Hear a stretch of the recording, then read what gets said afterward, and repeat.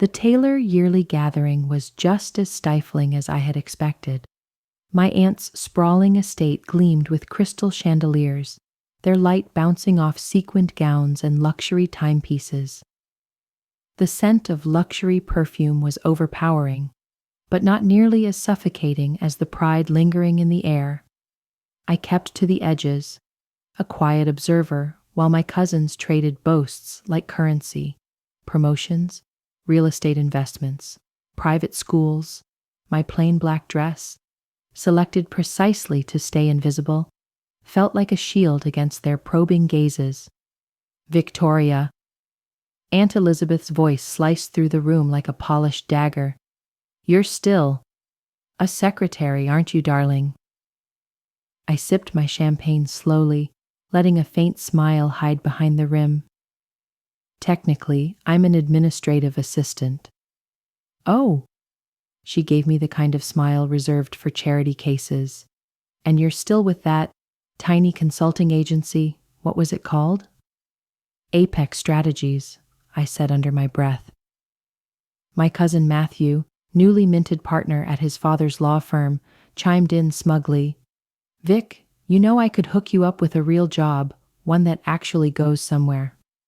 I pictured the pile of contracts stacked neatly on my mahogany desk, my real desk in my real company, not the decoy image I let the world believe. I'm happy where I am, but thanks for the offer. Happy? Aunt Elizabeth laughed, sharp and cold. Sweetheart, you're wasting yourself. Look around. Your cousins are power players. And you? You're still answering phones for someone else. If only they realized that the person I was working for was me all along. The origin of my hidden empire traces back 10 years ago, right here in this very mansion. Back then, I had just graduated with my MBA, clutching a bold concept for reviving struggling businesses. I spent months fine-tuning my proposal, certain that the Taylor Network would be my springboard. Instead, I was met with laughter, casual, dismissive, and laced with disbelief. Consulting? Uncle Thomas had chuckled, swirling his scotch. Stick to the family path, sweetheart. Start in the mailroom, learn humility, just like the boys did.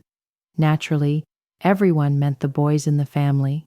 In the Taylor dynasty, success was a legacy passed from father to son, not earned but inherited. Their empire was a web of businesses, each one led by a hand-picked male successor. Women were meant to marry strategically or take on assistant roles, never to lead. That evening, I made 2 quiet vows that altered the course of my life. First, I would build something of my own, without their approval, support, or even awareness. Second, I'd make sure they regretted every condescending remark.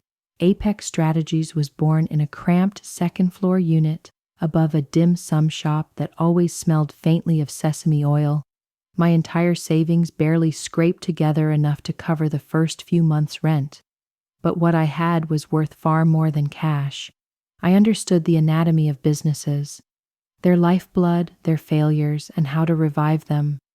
My first client was a struggling factory 3 weeks from closing.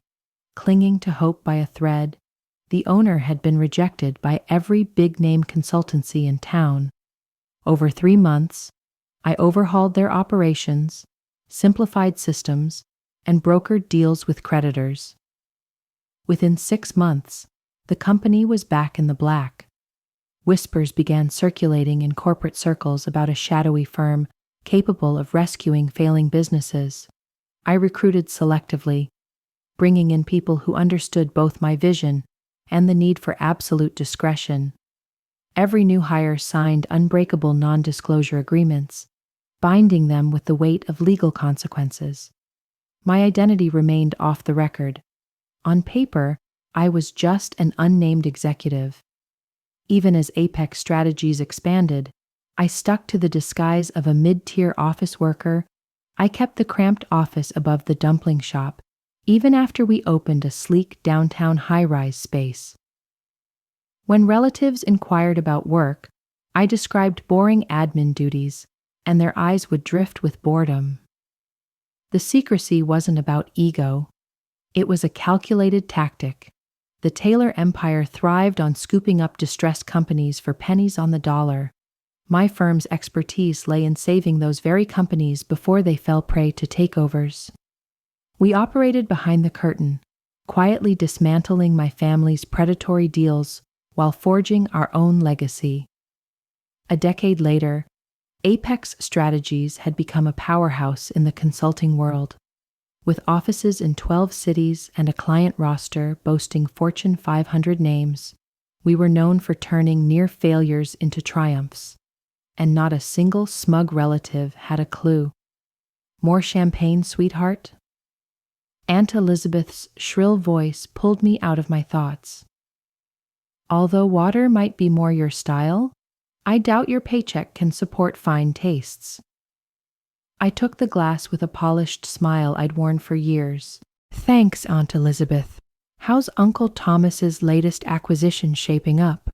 Was it Williams Manufacturing? Her polished smile wavered for just a second. There've been a few bumps in the road, but nothing your uncle can't manage naturally. What she didn't realize was that I had orchestrated those very bumps. Williams Manufacturing had been on the chopping block for my uncle's aggressive takeover. Desperate, they contacted Apex Strategies 3 months ago. They were now fully executing the turnaround blueprint we gave them. Their shares were climbing fast, and Thomas's takeover scheme was crumbling. Heard they brought in some consulting group. Matthew chimed in. Probably wasting cash. Consultants are all talk anyway. Flash and no follow-through. I suppressed another smirk. Our consulting fee from Williams Manufacturing dwarfed Matthew's 5-year salary at his dad's law office. What was it? Apex something? He scoffed. No one major. Dad says the CEO hides behind a curtain, probably some rich kid pretending to be a mogul. My clutch vibrated. A message from my real assistant lit up the screen. Urgent. 9 a.m. meeting request tomorrow. Taylor Ventures seeking merger talks. Williams Manufacturing. Immediate action needed. I skimmed it.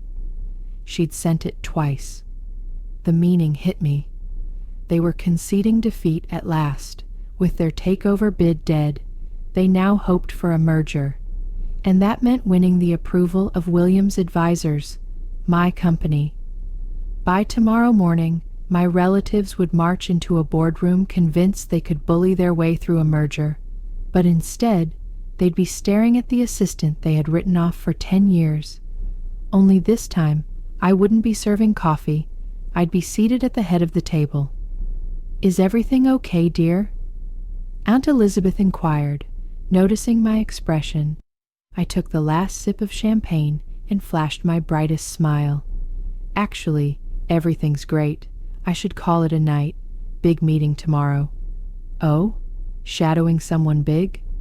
Something like that, I said, already visualizing tomorrow's outfit. Precisely like that. The next morning, I stood in my private elevator, heading up to the executive suite of Apex Strategies. The understated black dress from last night was long gone. In its place was a sharply tailored navy Chanel suit, the kind that spoke before I even entered the room. Clara, my assistant, stood by the elevator with a tablet in hand and a knowing glint in her eyes. Taylor Ventures got here early, she said as we walked. Your uncle's especially eager to meet Apex's CEO. I'll bet he is. I caught my reflection in the glass. Flawless. They're in the main boardroom? Yes, and Mr. Harrison from Williams Manufacturing is with them. There was a gleam of anticipation in Clara's eyes.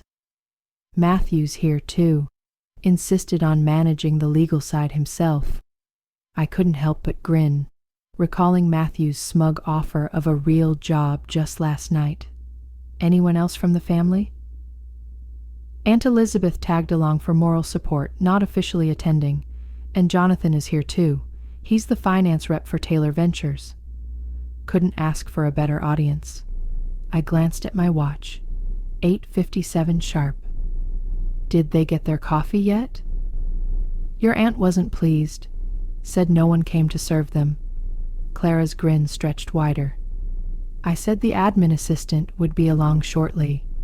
I had to bite back a laugh. I'd worn the mask of background staff for a full decade. Every time a relative visited, they never spared a second glance at the quiet woman devisoring their coffee or hanging their coats. It was the ideal disguise. Give me 2 minutes, I told her, then bring in the paperwork. Muffled voices floated through the thick conference room doors. My uncle's commanding tone, Aunt Elizabeth's pointed laughter, Matthew's smug remarks. Drawing in a deep breath, I opened the doors. The chatter died instantly. My uncle occupied the head of the table, clearly claiming dominance. Matthew and Jonathan were seated on either side, dressed in luxury suits that practically shouted legacy wealth. Aunt Elizabeth lounged nearby, inspecting her nails with deliberate indifference. Mr. Harrison from Williams Manufacturing sat alone across the table, visibly uneasy. At last, Aunt Elizabeth let out a sigh. We've been waiting on coffee for... She cut off mid-sentence, finally taking a real look at me. Victoria, what on earth are you wearing? And where's the coffee? I strolled calmly to the far end of the table, right across from Uncle Thomas. I'm no longer in the coffee-serving business, Aunt Elizabeth. Not that I ever truly was. What the hell is going on? Uncle Thomas barked. Where's the CEO of Apex? We were guaranteed a meeting with someone who actually has authority. You're looking at her, I replied, taking my seat and watching their stunned expressions. I'm the founder and CEO of Apex Strategies, and have been for the last decade. A stunned silence settled over the room. Matthew gaped, speechless, like a fish gasping for air. Jonathan fumbled and dropped his pen. Aunt Elizabeth's polished poise faltered. Uncle Thomas regained his voice first, his face darkening. This is ridiculous. You're just a secretary. Incorrect, I replied smoothly. That was a cover, a remarkably effective one. None of you ever bothered to look deeper. You were all so sure I'd never amount to anything. You missed the fact I already had. That's when Clara stepped in, carrying a stack of contracts. She handed them out with practiced ease, then positioned herself behind me. These documents, I said, lay out the conditions under which Apex Strategies is willing to entertain a merger between Taylor Ventures and Williams Manufacturing.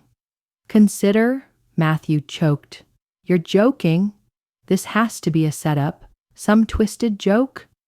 I tapped my phone, projecting Apex's latest financials onto the screen behind me. We oversee more than $122 billion in client assets, with a 94% success rate in turnarounds. Apex's approval is now mandatory for any significant changes to Williams Manufacturing's corporate structure. I gave my stunned relatives a calm, confident smile.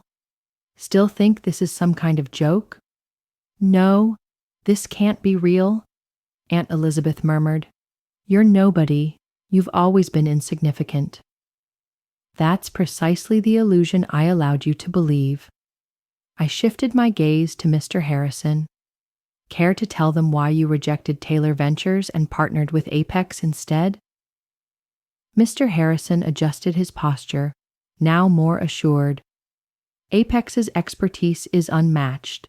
When Taylor Ventures launched their aggressive takeover, Apex stepped in with a recovery plan that stabilized our company.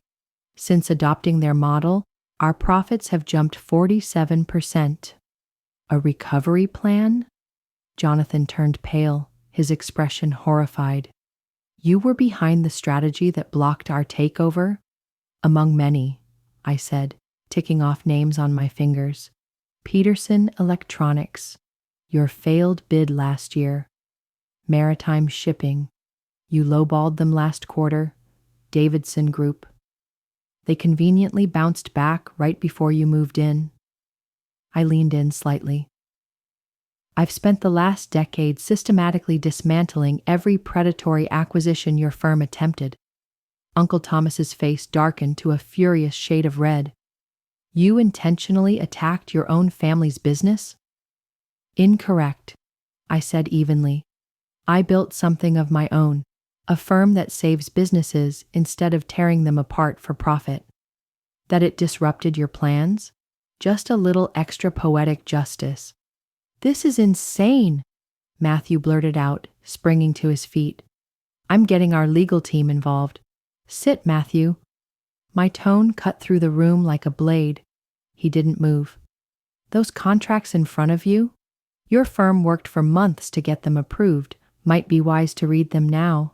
I saw the dawning horror creep across his face. Yes, Matthew, that major client that's kept your firm afloat this year? That was Apex?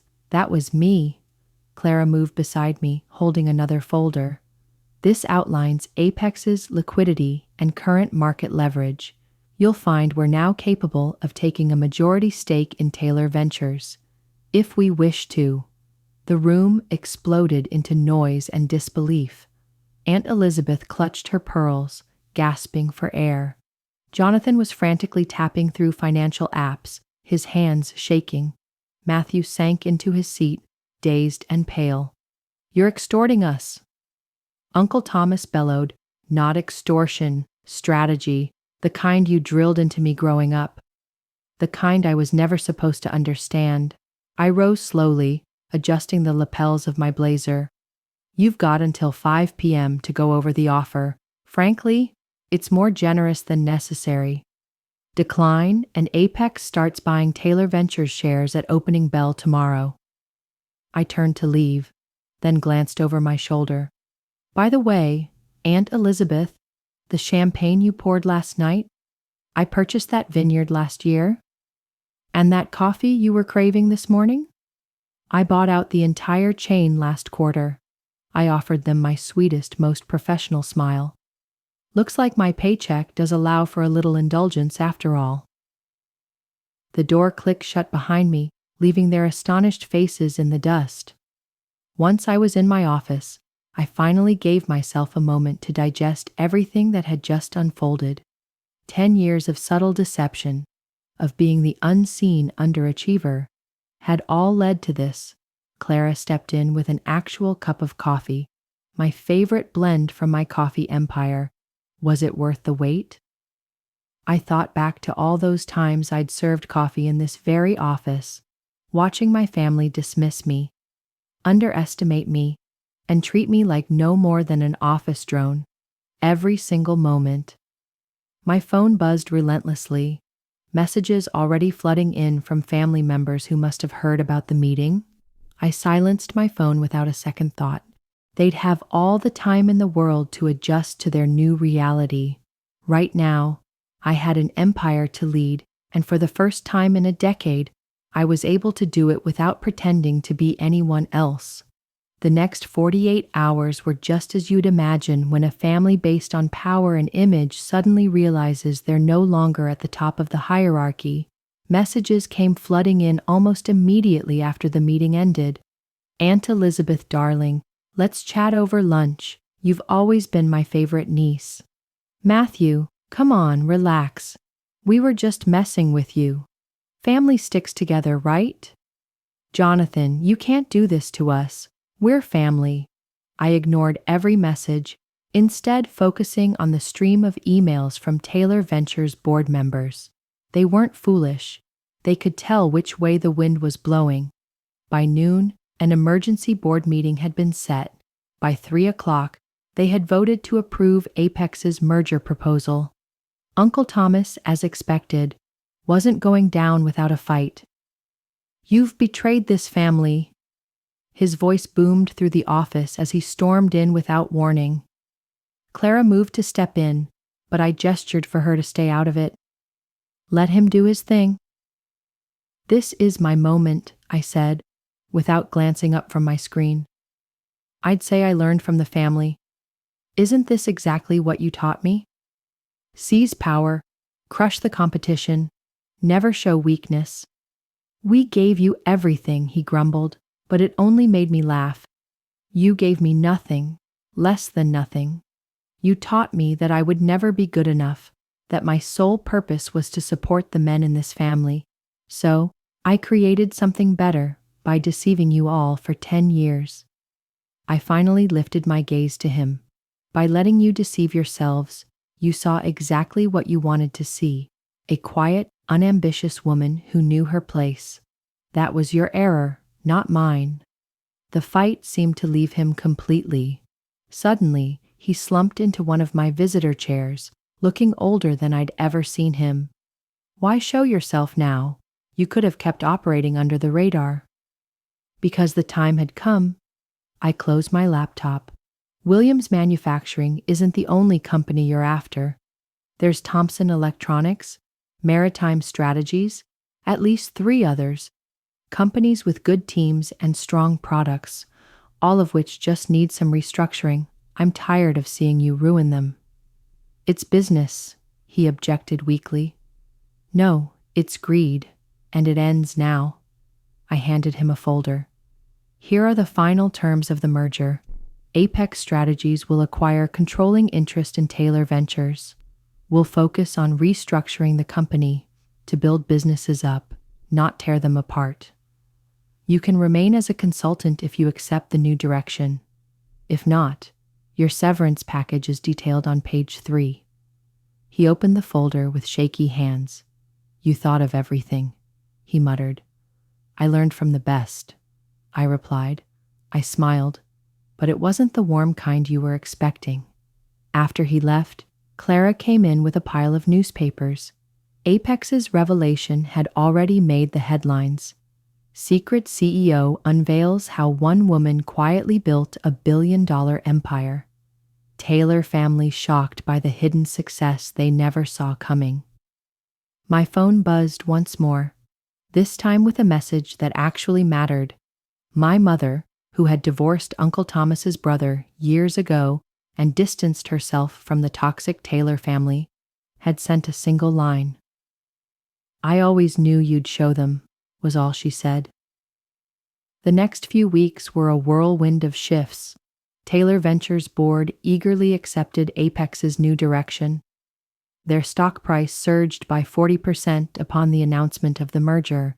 Companies that once feared the Taylor name now sought to partner. The press couldn't get enough of the story. Aunt Elizabeth tried to spin it as a heartwarming family triumph. We always knew Victoria had potential, she told a reporter. Clearly, entrepreneurship runs deep in the Taylor bloodline, I responded by publishing footage from last year's reunion, where she spent 20 minutes confidently predicting my failure. The clip went viral overnight. She stopped doing interviews altogether. Matthew tried to save face, claiming he was part of the plan from the beginning. But too many had seen the stunned look on his face during that infamous meeting. His clients at the law firm began doubting his judgment.